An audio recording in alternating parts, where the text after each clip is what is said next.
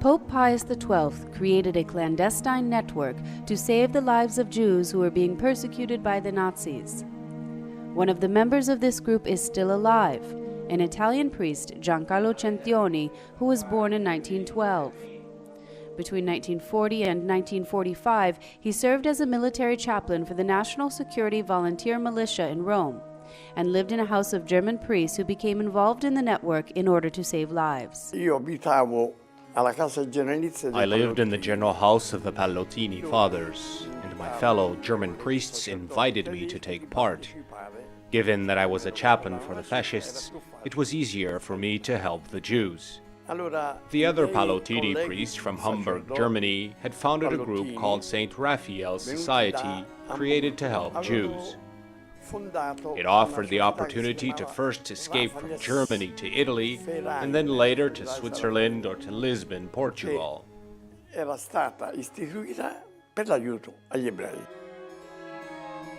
In Germany, Father Centioni recalls, the society was led by Father Kentenich, known throughout the world as the founder of the apostolic movement Schoenstatt.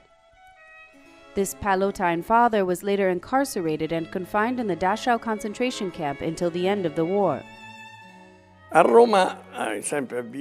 This activity was based in Rome on 57 Pettinari Street by Father Weber, who kept in contact with Pius XII and his secretary.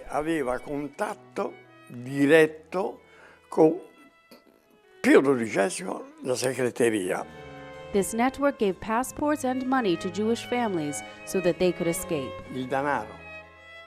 The money and the passports were handed over to Father Anton Weber, yet he received them directly from His Holiness's Secretary of State, in the name of and paid by Pius XII.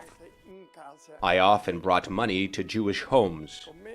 At least 12 German priests in Rome were allowed to help me. The network's intervention had already begun, even before Germany had invaded Italy. They began prior to the war. They kept going, as far as I know, at least until 1945, because Father Weber had an intense relationship with the Vatican, with the Jews, and with a lot of people it was very strong.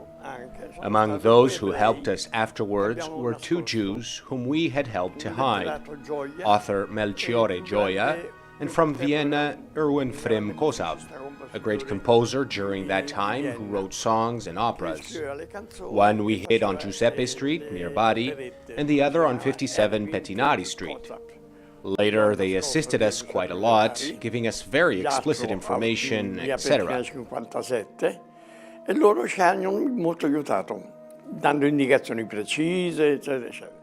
This activity was very risky.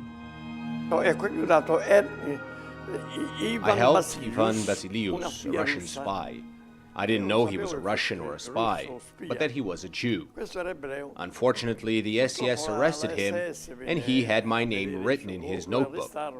Therefore, the Holy See called me. His Excellency Bishop Hudal said to me, "Tell me, why are the SS here to arrest you?" What did I do? "You assisted a Russian spy." Me? How should I know? Who is he? And so I ran away. As chaplain, Father Centioni knew the SS chief Herbert Kappler, police chief of the Gestapo in Rome, and the instigator of the Fosse Ardeatine massacre, where 335 Italians were murdered, including many civilians and Jews. During the German occupation, after the massacre was carried out in March, I said to Kappler, whom I saw frequently, "Why were the military chaplains not called to be present at the Fosse Ardeatine?" He replied, "Because they would have been killed, and they would have killed you as well." Father Centioni stated that the hundreds of people whom he was able to help knew who was behind the operation. Pius XII helped them, through us and other priests, by means of the Society of Raphael, as well as the German Verbiti Society in Rome.